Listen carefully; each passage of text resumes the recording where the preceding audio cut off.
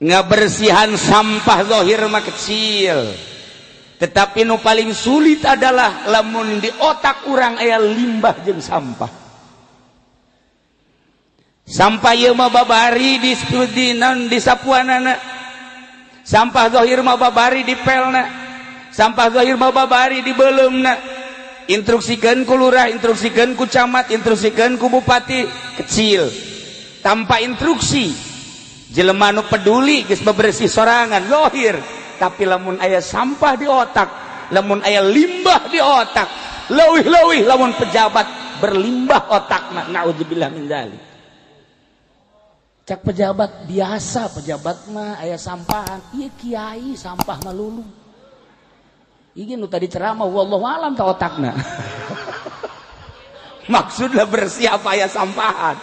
Tapi ayeuna mimik nama ya setengah lah.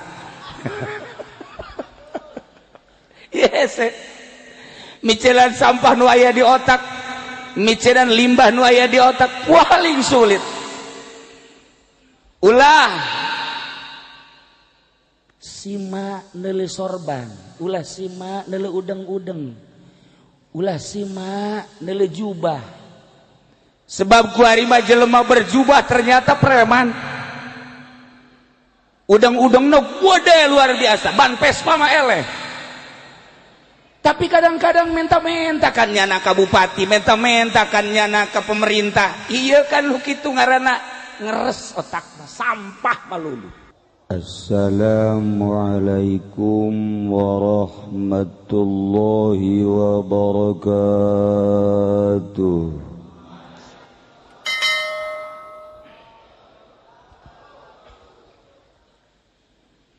Alhamdulillah,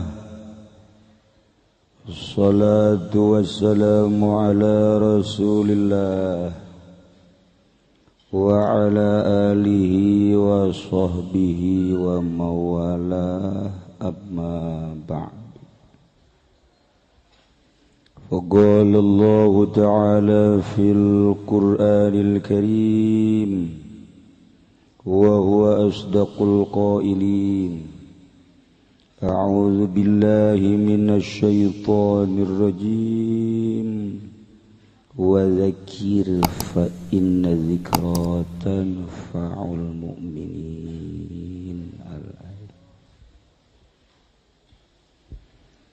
Langkung tipayun urang sami-sami nyanggakeun puja sinareng puji ka Gusti Allah anu Maha Suci.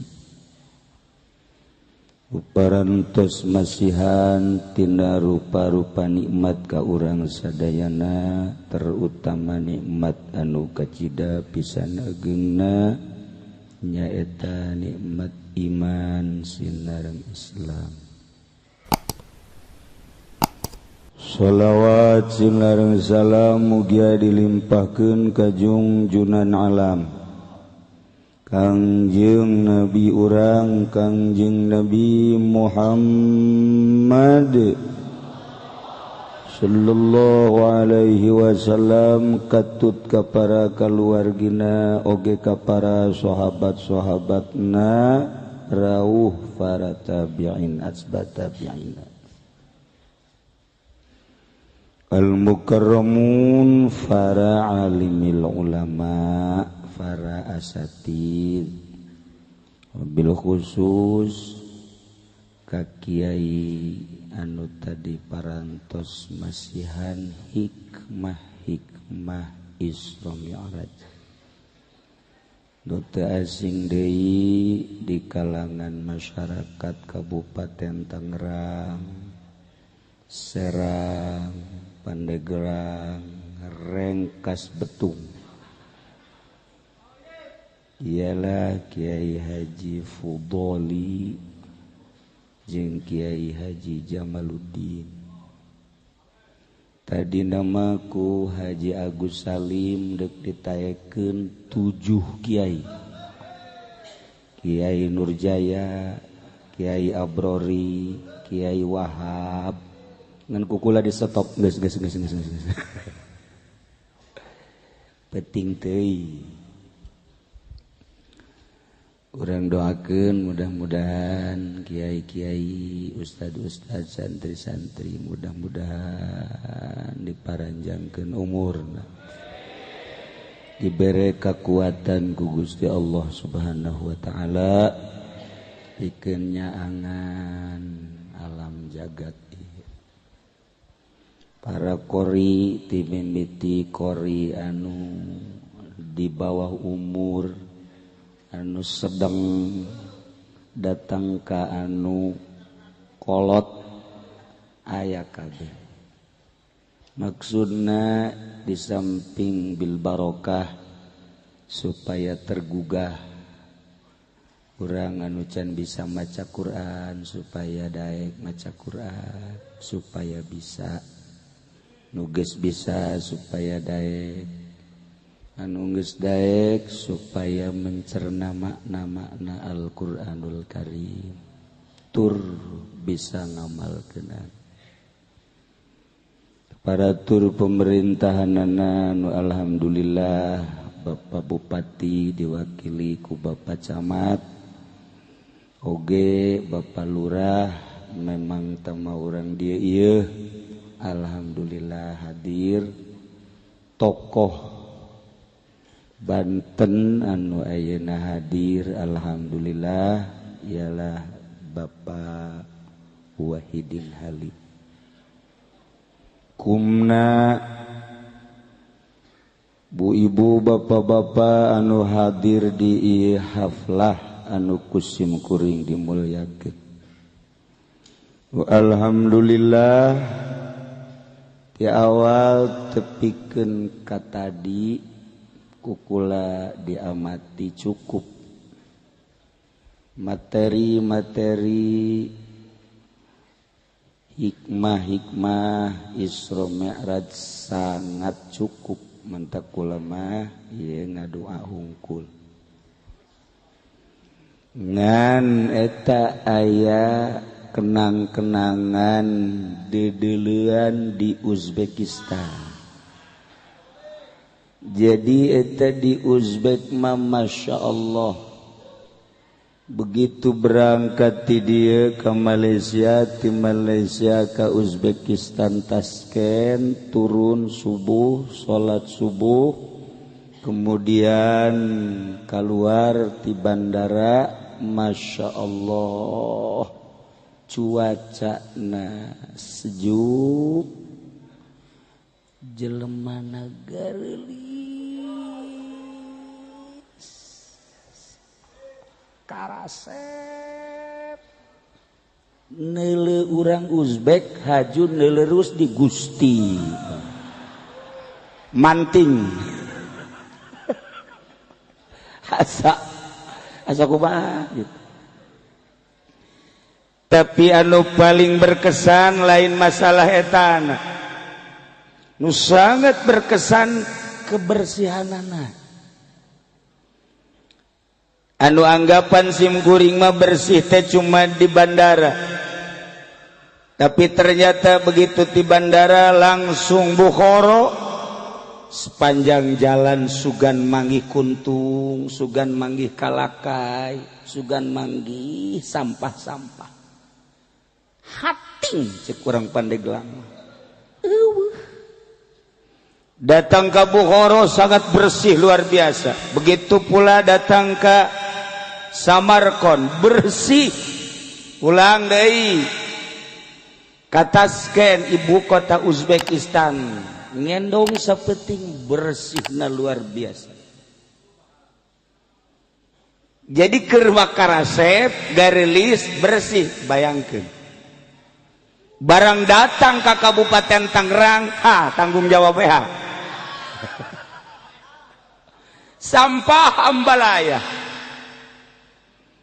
Masya Allah eta kotoran-kotoran sampah sakumaha tadi dicaritakeun geus bajalan teu beres, jembatan deui ngararedeng nu nangtung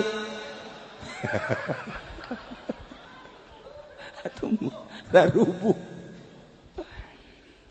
Ieu sampah pohara biasa di Kabupaten Tangerang mah isin urang lamun kadatangan ke Uzbekistan salah sahiji anggota ziarah aya nu muriang tertinggalannya di Bukhara, tertinggalannya di Samarkand, kemudian kuari cager diantar ku dokterna dulur paweha kuari geus aya di Malaysia diantar ku dokterna jeung ku gaidna kuari geus aya di UZDI Malaysia isuk bakal datang ke Jakarta kayak insyaallah bakal datang ka dieu kula mikiran bae lain mikiran ngomong mah Inggris gampang guys lah maksudnya kula ge di itu bahasa Inggris beja asal kiai dar yes kiai makan yes kiai eat yes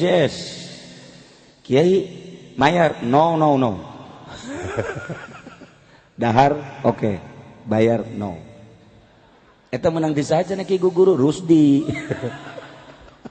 ya da bisa da sakitu doang Inggris tah ieu lamun ka datang ka dieu ka Cilongok magani nyana endek datang ka dieu ka Cilongok endek dokterna jeung gaida deuk datang ka dieu barang neuleuh di Cilongok iya kari limbah sairung sampah liput dan pada mikiran mah isi dia sebenarnya tapi gak geus kieu kaayaanana eueuh tajara acara-acara kieu teh bangsa jadi urang keur ngarokok ge kos di Singapura kitu ditungguan bae ku tukang sapu asal geusaan bae balangkeun cokot kunyana asupkeun eta geus budaya eta lah nu paling terkesan di Uzbekistan. Masya Allah. Tapi barang diamati ku kaula melalui pengamatan ahli sufi ngabersihan sampah zahir mah kecil tetapi nu paling sulit adalah lamun di otak urang aya limbah jeung sampah ieu mah babari di sapuanana sampah zahir mah babari di pelna sampah zahir mah babari di beuleumna instruksikeun ku lurah instruksikeun ku camat instruksikeun ku bupati kecil tanpa instruksi jelema nu peduli geus bebersih sorangan zahir tapi lamun aya sampah di otak lamun aya limbah di otak leuwih-leuwih lamun pejabat berlimbah otakna naudzubillah min dzalik cak pejabat biasa pejabat mah aya sampahan ieu kiai sampah mah lulu ini nu tadi ceramah wallahu alam ka otakna maksudnya bersih apa ya sampahan tapi ayeuna mimik nama ya setengah lah yes micelan sampah nu aya di otak micelan limbah nu aya di otak paling sulit ulah sima neuleuh sorban ulah sima neuleuh udeng-udeng ulah sima neuleuh jubah sebab kuari mah jelema berjubah ternyata preman udeng-udengna gede luar biasa ban Vespa mah eleh tapi kadang-kadang menta-menta kan nyana ka bupati menta-menta kan nyana ka pemerintah iya kan lu kitu ngaranna ngeres otakna sampah malulu ta justru melalui acara Isra wal Mi'raj yu urang bersihan sampah zahir sampah batin urang selaku ustad urang selaku kiai yu urang babarengan bersihan sampah nu aya di otak urang urang jadi santri yu urang bersihan urang jadi pejabat yu urang bersihan lamun kiai ustad santri pejabat kabeh bersih otakna sampahan negara Indonesia bakal ngelehkeun Uzbekistan bakal negara Indonesia ngelehkeun Singapura negara Indonesia ngelehkeun Amerika Indonesia mah kaya raya di palingan bae ge kuari kaya kene komo mun di palingan mantak aya kula di jero hate cita-cita yang jadi presiden aya setik tapi wakilna WH lamun lain WH embung kula mah misalna cenah ieu mah wakilna Rusdi bae teu hayang aing hayang geus nyaho jadaek na ieu cenah Haji Masure bae leuwih teu hayang cenah ieu mah Haji Bahri bae wah berkat beak kabeh Bong aing mah WH daek, mun WH jadi wakil apa masalah. Oh, jangan begitu cenah cek WH saya aja jadi presiden. Oh, tidak. Sebab pinteran aing nya na tuh. Ngan teu dikembangkeun doang. Nah, ya para jamaah kaum muslimin wal muslimat rahimakumullah. Kangjeng Nabi lahir di Mekah, diutus di Mekah. Satu acan diberangkatkan hijrah ke Madinah, Kangjeng Nabi diisrokeun sareng dimi'rajkeun. Kangjeng Nabi Isra Mi'raj teh ayatna geus jelas dibaca tadi, subhanalladzi asra bi 'abdihi lailan minal masjidil haram ilal masjidil aqsa. Budak leutik maca, pertengahan maca, kolot maca. Memang bagus dibaca, urang hartikeun. Tetapi nusa benerna Kanjeng Nabi diisrokeun teh ieu otakna geus eueuh sampahan, eueuh limbahan, hatena bening murni bersih. Lamun Kanjeng Nabi diisrokeun minal masjidil haram ilal masjidil aqsa, ku bersihna luar biasa, ku herangna ceples eueuhna naonan Kanjeng Nabi, hiji we di jero qalbuna Allah, di jero otakna Allah, eueuh limbahan, eueuh sampahan. Hiber Kanjeng Nabi di luar alam nu ieu asup nyelusup ka alam cahaya Kanjeng Nabi. Bahkan galeuwihan batan alam cahaya. Moal kaharti ku adat akal anu teu terbuka Yahudi, Nasrani, kafir-kafir tetepieun. Iyalah Kanjeng Nabi ku murnina, ku bersina, eueuh limbahan, eueuh sampahan, kalbu jeung otakna. Kanjeng Nabi kaluar ti alam ieu. Lamun Kanjeng Nabi kaluar ti alam ieu, urang sebagai umatna apakah bisa? Atuh bisa. Bisa urang ge sarua kaluar ti alam nu ieu. Kaluar ti alam nu ieu plek. Ka mana cenah kiai? Ka WC bisa.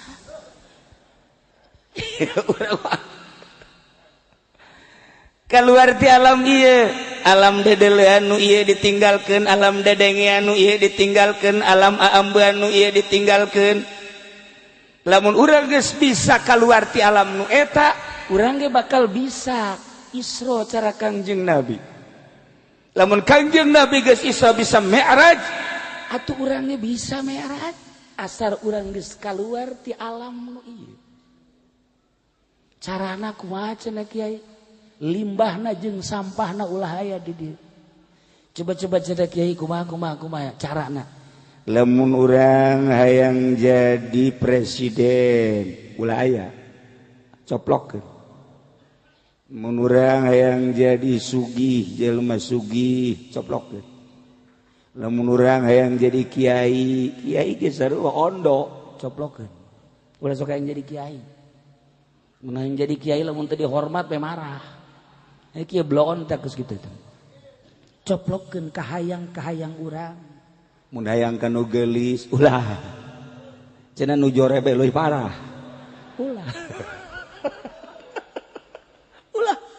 Hayangna hiji be Allah. Atuh lamun ka Allah doang mah hese sote cak anu teu mondok. Nu mantak nu sakola mah jauh ka Allah lantaran asal dibere be Allah doang hese. Tapi lamun nu masantren geus bararisa ka Allah doang nya. Buktina nu malah santren mah tadi caki pudoli ge nu pinter, nu sugih sakola asal ideot be mondok. Mantep eta kos kitu teh. Geus eta teh geus tanpa modal loba jasa di pondok pesantren. Waalaikumsalam. Kamana ya kula mah cenah kiai neuk mondok ku bah kiai bae. Abah aya kene, emak aya kene. Aju, ieu mah kumaha kiai bae, cenah ieu mah deuk dahar deuk henteu kumaha kiai bae. Ya bagus di budak ge. Sakedeung deui ku aya dikubur sia ieu.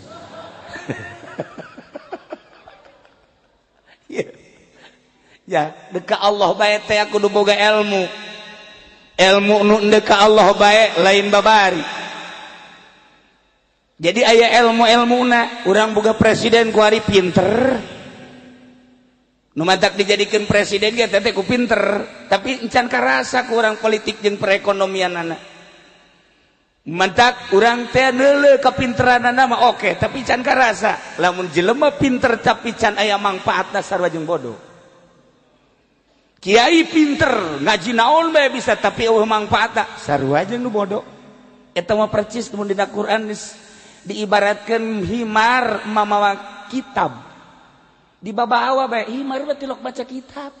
Kitab naon bae aya di punggungna dibabawa ka dieu ka ditu tapi tidak maca teu beleuleun. Sarua jeung kiai otakna hebat. Pemikiranna hebat, ngajina luar biasa tapi teu pernah diamalkeun percis kos himar mamawa kitab. Lamun kiai bae kos kitu pejabat ge teu sarua. Nuku urang kuar dibutuhkeun kiai pinter manfaat jang dirina jeung halayak rame. Pejabat pinter manfaat jang dirina jeung halayak rame. Nah, Kangjeng Nabi diisrokeun soteh sabada Kangjeng Nabi dipilih ku Gusti Allah kabersihanana. Ieu teh jang contoh pikeun umatna. Lamun umat teh bisa ngebersihan sampah-sampah, ngebersihan limbah-limbah, urang ge bisa isra keluar ti alam ieu. Dedengean lain nu ieu, dedeleuhan lain nu ieu. Urang nyaritakeun sama Allah bae. Salah sahiji sifat Allah teh sama, hartina sama teh ngarungu Allah mah mukhalafah lil hawadis, henteu make daun ceuli. Kereteg urang teh kadenge bari gandeng deui. Kereteg urang kadenge ku Gusti Allah gandeng. Eta teh kereteg da doang. Kereteg urang teh kadenge ku Gusti Allah no gandeng. Nu mantak jeung Gusti Allah mah henteu kudu gandeng-gandeng. Jak kereteg na geus kadengean gandeng. Kiai, ulama lamun geus bisa ngabersihan ceulina, matana, irungna bakal dibere dedengean seperti kos kitu. Kapanggih jeung jelema kadenge tah hatena tah. Kula barang leuleuh Rusdi kadenge, teu kudu ngomong. Atuh kadenge jengeng suarana kadenge jengeng. Kadenge suarana. Suara naon cenah Kiai? Hayang nyandung. Kadenge suarana. Atuh teu kudu dicaritakeun. Haji Agus kadenge. Kunaon cenah Kiai? Hayang nambah deui. Anu mantak kukula ye caritakeun ka urang Cilongok. Anu aya di dieu nyana kakarak 3 jadi hiji deui jatahna.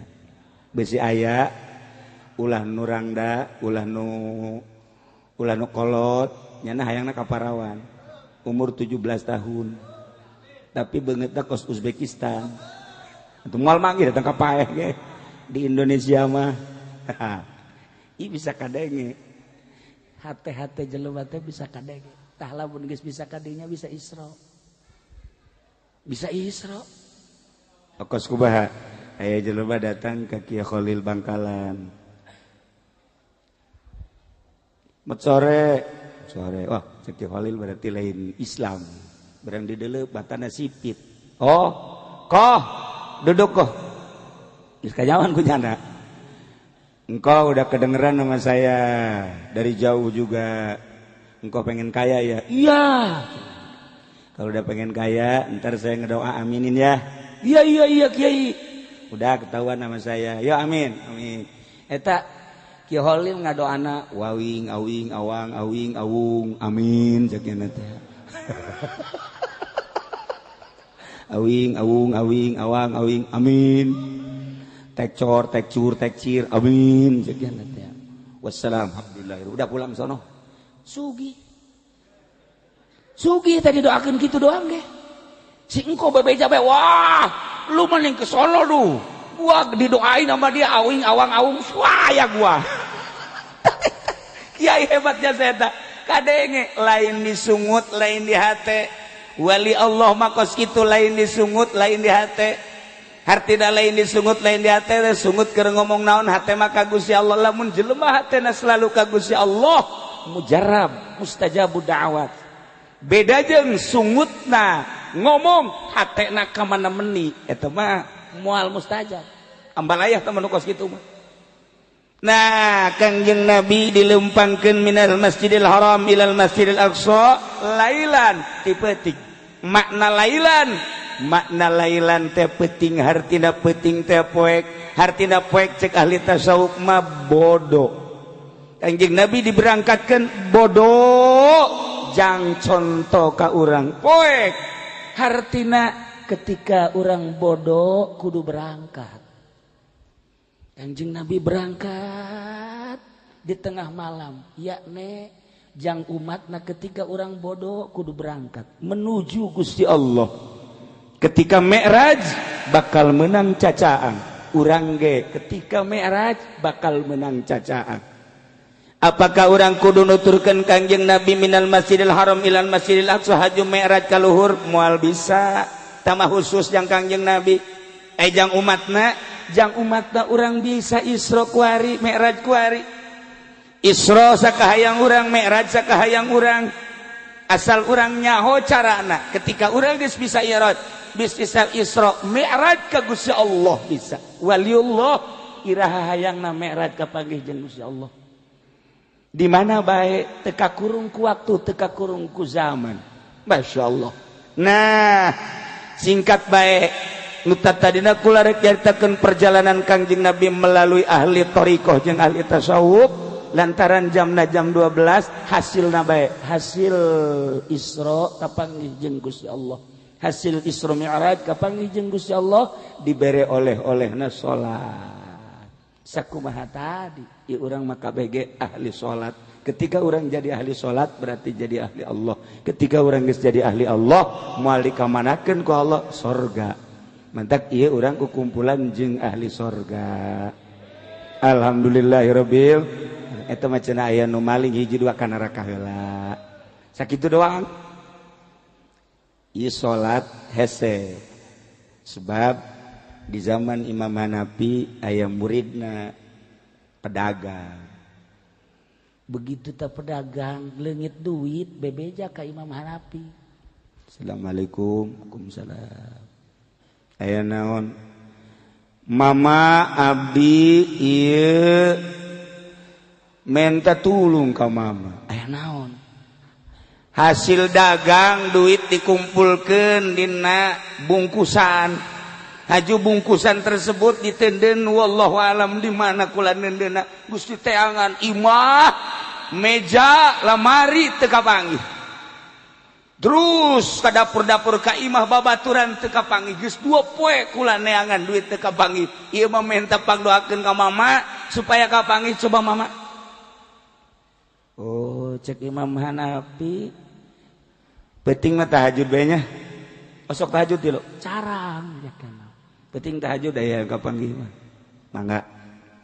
Ngan tahajudna mimiti sare aju jam 12 hudang. Mun kira-kira teu bisa hudang minta panghudangkeun ka pamajikan. Insyaallah. Di jam 12 tahajud terus tepikeun ka jam 4. Rakaat geus ulah dihitung apakah eta teh 20 rakaat atau 50 rakaat atau 100 rakaat di jam 12 datang ke jam 4 berarti sabaraha jam? 1, 2, 3, 4 jam. Ge gapanggih. Masyaallah hatur nuhun cenah Kiai petunjukna ku kula bakal jasa dilaksanakan. Sok laksanakeun. Insyaallah kapanggih nya. Mangga balik jana kayu mah langsung ngadaguan maghrib, tes maghrib terus sare hudang lah jam 12 mandi wudu kacai salat tahajud sholli salat tahajud Allahu akbar selesai 2 rakaat sholli salat tahajud Allahu akbar 2 rakaat sholli salat tahajud Allahu akbar horenganan duit nyelepe aing inget di tukangan himah cekna teh masyaallah alhamdulillah rabbil alamin harita keneh beres salam-salam terus ka dapur aya di sisi yes ya alhamdulillah beres da hees besok-besok bebeja Waalaikumsalam cek Imam Hanafi teh kapanggih jam sabaraha kapanggihna kula jam 12 langsung tahajud 2 rakaat 3 rakaat genep rakaat kapanggih aja terus ente tahajud henteu cek ieu cek Imam Hanafi tah kos kitu salat sia mah hampir sarua jeung panitia masjid kos kitu kabeh salat itu salat urang mah asal geus kapanggih bae pamaksudna eureun salat urang mah tah cek Imam Hanafi hesena salat cacak-cacak anjeun ieu murid kula komo meureun di tahun 2015. Tujuan salat teh macem-macem, aya nu hayang laku ieu, hayang naik ieu, hayang naik itu, asal enggeus bae hasil eureun salatna. Cek Imam Hanafi atuh lain diteruskeun tah tahajud geus kapanggih mah kapanggih bae, isuk tahajud moal cek cenah. Ya geus kapanggih. Gitulah para jamaah gambaran salat. Urang lamun nyaritakeun salat urang hampir rata-rata kos kitu. Tapi lamun geus boga rasa salat eta bahwa ieu gerentes hate urang kadenge ku Allah bari kadenge na lain laun-laun gandeng ku Gusti Allah kadenge. Tengetkeun ngajina tengetkeun kareteg hate urang kadenge ku Gusti Allah bari kadenge na gandeng cak Gusti Allah. Geus lamun kadenge na gandeng ku Gusti Allah isin amat lamun urang ngereteg hate luar daripada ridho Allah. Sok gerage regepkeun. Encan belajar salat sakumaha ahli salat. Belajar salat teh kudu ditalkin sarua bae ongkos zikir. Meremkeun dunia. Ceuli pareuman, ceuli cocokan. Ceuli cocokan ulah ngadengeunna naon.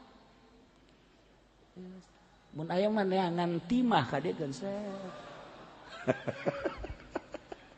Tak itulah para jamaah kaum muslimin wal muslimat rahimakumullah, belajar salat secara zahir mah gampang, ngadegna nu rapi, rukuna nu rapi, itidalna nu rapi, sujudna nu rapi, julusna enteng.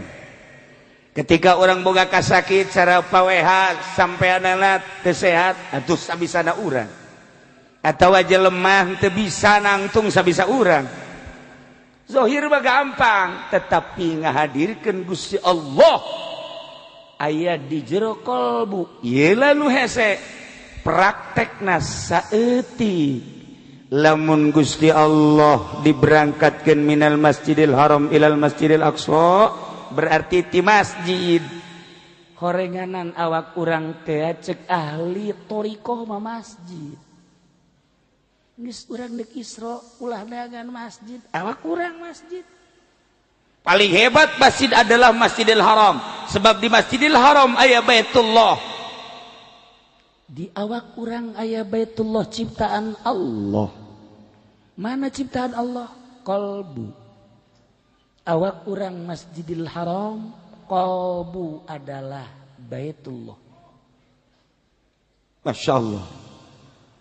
Wa tahhir baiti lit-ta'ifina wal-'akifina wal-qa'imina war-ruk'is sujud. Wa idh bawwa'na li Ibrahima makanal bait alla tusyrik bi. Kanjeng Nabi Ibrahim teh titah ngabangun Baitullah. Ketika dibangun Baitullah, bersihan Baitullah. Jang nu tawaf, jang nu itikaf, jang nu salat, jang nu ruku, jeung tadarru ka Gusti Allah. Kalbu urang teh Baitullah bersihan gitu. Lamun di kalbu, lamun di Baitullah aya Allah. Sarita aya Allah teh mustajabu da'wat nu mantak urang dianjurkeun ka Baitullah, di Baitullah maqam ijabah. Kalbu urang aya Allahan. Wa Allah teh fi qalbil mu'min. Allah aya di jero hate jelema mukmin. Lamun urang geus boga rasa awak urang Masjidil Haram, kalbu urang Baitullah, di kalbu aya Allah, terapkeun gerage. Tak leungeun urang ka dieu ke plak bakal merenung urang. Lamun di jero kalbu urang aya Allah, isin atuh ketika urang ngomong naon bae, urang neuleuh naon bae, urang denge naon bae, geus kanyahoan ku Gusti Allah. Renungkeun gerage. Ketika ku urang direnungkeun bakal terus mantep. Ketika geus mantep jasa urang rasa deukeut jeung Allah. Lamun urang geus rasa deukeut jeung Allah, bisa Isra, bisa Mi'raj. Ieu kan sakadar globalna doang lantaran geus penting, insyaallah iraha deui waktu urang lanjutkeun. tentang kedekatan diri orang jeung Gusti Allah melalui aturan Isra Mi'raj. Kakarak Isra ketika orang Mi'raj ka Gusti Allah ngami'rajkeun roh urang sabada ditoapkeun di qalbu urang. Roh urang bisa ngalayang Mi'raj ka Gusti Allah. Nu mantak aneh ketika kaula di Imam Bukhari beres ziarah Habib Lutfi nelpon ke Haji Agus. Cek Habib Lutfi, ya Salim, lihat orang pakai bawa tongkat enggak? Haji Salim bingung, nanya ke kula, kiai telepon jenati Habib Lutfi, kapan jeung teu make tongkat? Cih, Habib Lutfi mah teu neuleuh teu milu ka Uzbekistan, tapi nyahoeun kula kapanggih jeung jelema nu make tongkat. Padahal mah nu bareng jeung kula 130 teu neuleuh nyana. Neuleuhna teh nu gareulis. Ieu dasar barang kawarah kabeh meureunna. Teu neuleuh. Kunaon Habib Lutfi anu adi Pekalongan, neuleuh kula jabatan tangan jeung jelema nu make tongkat. Ieulah satu contoh bahwa jelema anu geus bersih qalbuna bisa Isra nyana. Iraha bae. Berangkat jana di Pekalongan ke Bukhara, berangkat jana di Pekalongan ke Naqsyabandi. Ketika kula sasalaman jana neuleukeun, nu mantak jana telepon ke Haji Agus, kula kaget. Ai Pak Haji tadi bahwa kula keur sasalaman ningalin teu. Wallahu alam nya. Tah kah nyana mah neuleuh, Rusdi nu teu neuleuh. Sok hayang akur bae. Teu neuleuh, masyaallah karim. Nailah keistimewaan hamba Allah anu geus dibukakeun hijab. Bisa Isra iraha bae, bisa Isra di mana bae, bisa Isra kumaha bae. Ya Allah ya Rabb. Sieun ditelepon. Ke cek kula jawaban ke bae lah Pak Haji. Ieu aneh jasa Habib Lutfi ku apaleun. Nah kitulah jamaah kaum muslimin wal muslimat rahimakumullah, ulah sembarangan jeung ahli Allah. Lain Habib Lutfi bae anu bisa Isra. Lain Habib Lutfi bae anu bisa Mi'raj. Bahasa Isra jeung Mi'raj bahasa ahli hakikat. Masih kene hamba-hamba Allah loba nu diisrokeun jeung di Mi'rajkeun.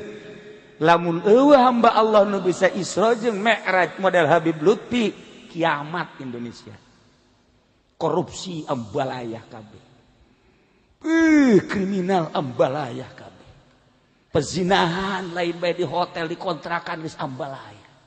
Masya Allah, maling geus ambalai, geus tinggal siksaeun Gusti Allah, tapi Allah masih kene ngahargaan ka hambana anu cerdas otakna, anu wasyik, anu rindu ka Gusti Allah, asyik ka Gusti Allah, anu model Habib Lutfi. Urang kula di Bukhara, kula di Naqsyabandi keur ziarah kapanggih jeung hiji jelema nu didinya teu nyahoeun Habib Lutfi apalin. Masya Allah karim. Murigak bulu kula ge. Cek kula moal ka dijawab ke temu Haji Salih engke bae. Ieu dicaritakeun sote Kanjeng Nabi diisrokeun eueuh kokotoran dina otak jeung qalbuna. Ketika urang sarua jeung Kangjeng, yakni sarua teh bisa ngabersihan qalbu, bisa ngabersihan otak, pikiran urang ka Allah, bisa Isra, bisa Mi'raj ka Gusti Allah. Hartina Mi'raj amprok jeung Gusti Allah, wusul ilallah. Boga cara-cara tersendiri. Gambaran Isra Mi'raj teh eta teh lain sakadar perjalanan seperti eta. Eta mah perjalanan simbolis anu ku urang kudu dituturkeun. Hanya segerintil dua gerintil manusialah anu bisa nuturkeun perjalanan Kangjeng Nabi. Minal Masjidil Haram ilal Masjidil Aqsa, minal Masjidil Aqsa ila Sidratil Muntaha. Di awak urang geus pinuh aya Masjidil Haram, aya Baitullah, aya Sidratil Muntaha. Hiji-hijina awak urang teh ieu adalah disimboliskeun di perjalanan para nabi, para rasul. Tinggal urangna bae ngaji ulah eureun-eureun bersyariat anu rapi. Ketika urang geus hebat syariatna hayang ningkatkeun ibadah, persilahkeunlah untuk bertoriko, tapi ulah waka bertoriko mun syariatna can rapi. Ketika torikohna geus mantap, bakal dibere ilmu leduni ieu neh hakikat. Ialah wali Allah anu bisa Isra iraha bae, Mi'raj iraha bae, wusul ilallah. Nu mantak urang bisa ziarah di ziarahan bae di urang Syekh Maulana Hasanuddin nyana bisa Isra, nyana bisa Mi'raj. Ketika nyana di ka Cirebon nyana leumpang jalan darat. Ketika leumpang nyana mangan peureum doang. Cak jara Gusti Allah abdi leumpang ke Cirebon capek, ja Gusti mah maha kawasa, dekeutkeun atuh Cirebon. Nyana peureum doang, beunta geus aya di Cirebon. Saya Maulana Hasanuddin tingali geura dina manakibna. Masyaallah karim. Begitu di Cirebon deuk balik deui ka dieu, ya Allah ya Rabb, abdi mah embung jalan darat, hayang jalan laut bae.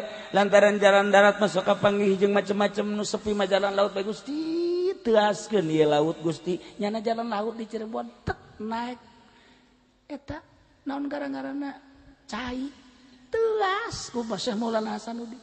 Begitu leumpang di laut teas kadeuleu ku nelayan-nelayan bahwa nyana leumpang di cai. Begitu kadeuleu ngadoa deui ka Gusti Allah, Gusti abdi mah embung kadeuleu Gusti, dekeutkeun ieu Banten. Didekeutkeun Banten ngalengkah deui ka Banten. Nu mantak di zarahan ge. Lamun Rusdi bisa lempang di luhur cai, wow, shooting aing, shooting ulah henteu, aing teu saha, wah, ujianna na aing nu ngadoana, lamun nyana bisa di luhur cai, haju nyana ngadoa kos gitu, kula ngadoa, hei, hiu, leg. Ya Allah ya Rabb, urang lamun jaritakeun wali Allah. Ulah jaritakeun Syekh Maulana Hasanuddin, ulah jaritakeun Imam Bukhari, ulah jaritakeun Syekh Bahaudin An-Naqsabandi. Syekh Bahaudin An-Naqsabandi mah kapan bisa maehan jelema, bisa ngahirupan jelema sarua bae sareng Kangjeng Nabi Isa. Ih atuh lain laun mantak kula kamari ziarah ka ditu. Anu kudunan 5 titik tapi kula mah 8 titik. Alhamdulillahirabbil alamin. Masih keneh ditanyakeun ku kula ari Imam Tirmizi di mana? Termez teh kota. Di dieu masih berapa kilo? Di dia masih kena 600 kilo kena. Masya Allah ka Tirmidzi. Imam Muslim masih jauh. Nah masih kena lalakona loba horeng di Uzbekistan teh para aulia Allah anu bisa Isra Mi'raj. Itulah para jamaah kaum muslimin wal muslimat rahimakumullah. Jelema anu geus bisa Isra Mi'raj doa na manjur. Ngan nyana embung ngadoa. Embungin nyana mah ngadoa. Geus lah lantaran Allah nagis aya di kolbu. Allah maha uninga ku bagus ya Allah bae sesuaikeun jeung aya di Lauhul Mahfuz tadaekeun nya mah. Mun ingat ka Sidina Umar bae, Sidina Umar keur cicing bae di masjid aya sahabat salat cepet jasa salatna. Shalli pada zuri. Allahu akbar. Allahu akbar. Allahu akbar. Beres 4 rakaat cepet jasa. Assalamualaikum. Allah ya Allah mun bahasa urang mah ya Allah, abdi asupkeun ka sorga Gusti Allah, sanggeusna ka sorga, abdi mata pendamping bidadari Gusti Allah. Bidadari da ulah hiji sesuai jeung Kangjeng Nabi 73 Gusti. Abdi mah ditepak bae ku Sayyidina Umar. Woi. Ai salat cepet sia jeung teu husu, ai doa pohara jasa sia. Tolol cek Sayyidina Umar, salat teh bae heula nu rapi teu kudu ngadoa-doa. Ieu mah ai salat kocrek ai gadoa. Ya Allah, ya Allah, ya Allah. Percis kos Ki Fudoli eta. Ki Jamal sarua eta. Habib Rozak sarua tektok ge eta kos kitu. Urang kabehan maksudna mah. Urang kabehan asal salat bae ngadoana. Kebelan ngadoa jeung salat. Tak ieulah urang teu wauh jeung Allah model kos kitu. Wali Allah mah teu. Cara tadi bae hawing sugih jelema. Pas anu ka Habib Nuh teh, ka Habib Nuh. Jelema asal datang ka Habib Nuh carekan ciduhan gitu bae pan. Tukang cangkaleng. Tukang cangkaleng di Cianjur datang ka dinya. Ziarah ka Habib Nuh, ku Habib Nuh ditampilin jager. Asal ngomong jager, atunya dah kanyerian balik. Barang balik dagang cangkaleng, masya Allah lakulah luar biasa. Laku jasa, geus mah kiloan, kintalan, tonan, gede sugih jasa. Mantak jakna saya mun hayang sugih, maningan ka Ang no, menta ditampilin geus ya. Beratang ka ditu, ang tampiling ang. Ang tampiling ang seuri bae. Ta tampiling nawali, lain lala ciduh nawali, lain lalaga. Ai eta anu di dieu teh anu kukula sok dicaritakeun tungked teh, masyaallah. Pohara Nah iyalah para aulia Allah nu mantak si hade jeung wali mah dicarekan kudu tiis teh. Kudu tiis, tampiling kudu tiis sebab lain sa tampiling-tampilingna nyana gerakna meunang ngagerakeun Allah. Gitulah para jamaah kaum muslimin wal muslimat rahimakumullah, dicukupkeun sakieu insyaallah urang sambung ke urusan Isra jeung Mi'raj anu datang ka wusul ilallah. Itulah para jamaah kaum muslimin wal muslimat rahimakumullah, aya harewos cenah ieu mamanawianan urang Isra minal Masjidil Haram ilal Masjidil Aqsa. Na ieu keur ngabangun masjid nu ikhlas anu ridho neangan ridho Allah. Insyaallah urang sugan bisa babarengan jeung para wali-wali Allah Subhanahu wa taala, jeung para ahli-ahli Allah Subhanahu wa taala anu mawa duit dipersilakan yuk orang babarengan. Salatullah salamullah ala rasulillah. Salatullah salamullah ala yasin habibillah tawassalna bismillah wa biladi rasulillah wa kulli mujahidin lillah bi'alil badri ya Allah. Salatullah salamullah ala rasulillah. Salatullah salamullah ala yasin habibillah. Allah Allah salamullah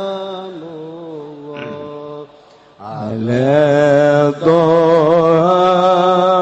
rasulillah.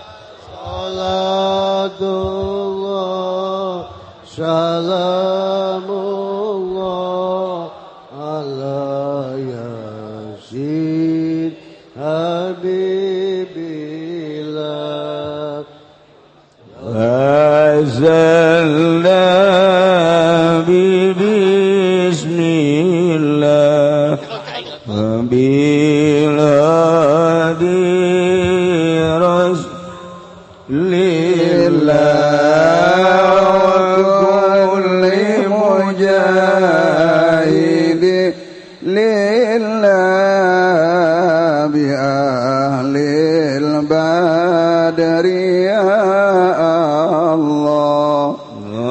Zalimil ummah minal afati wa nikmah wa min hamil wa min ghummah bi alil badri ya Allah. Salatullah salamullah ala taha rasulillah. Salatullah salamullah ala yasin habibillah. Tawassalna bismillah wa bil hadi rasulillah wa kulli mujahidin lillah للبدر يا الله إلهي سلم الأمة من الآفات والنقمة ومن هم ومن غمة بأهل البر يا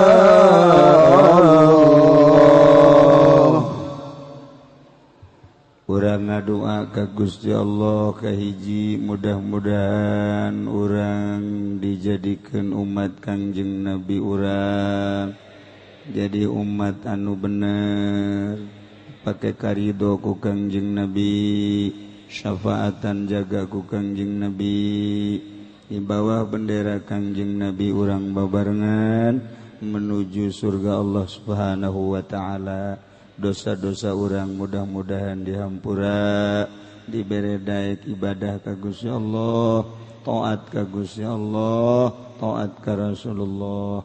Allahumma shalli wa sallim ala sayyidina Muhammadin fil awwalin wal akhirin wa barik wa sallim wa radiyallahu ta'ala an sayyidatina ashabi sayyidina Rasulillah ajma'in.